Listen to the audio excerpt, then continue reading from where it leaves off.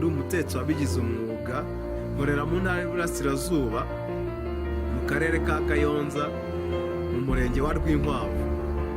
Kontakite zanjye ni izi zikurikira. Tugiye kureba uburyo umuntu ategura sosi mushroom.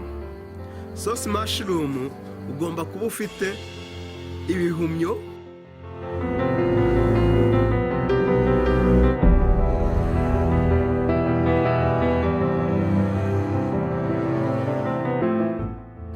crème fraîche,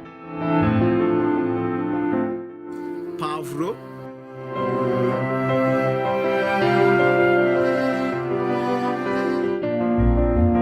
ibitunguru n'amazi. Uburyo noneho bitegurwa, urabanza ugacamutsa ipanu, yacamuka ugashyiraho amavuta makeya, ugashyiraho na bya bihumyo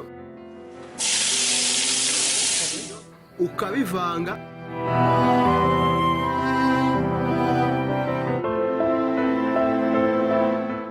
ugashyiramo ibitunguru byawe ukavanga, ubwo ugashyiramo pavuro ukavanga,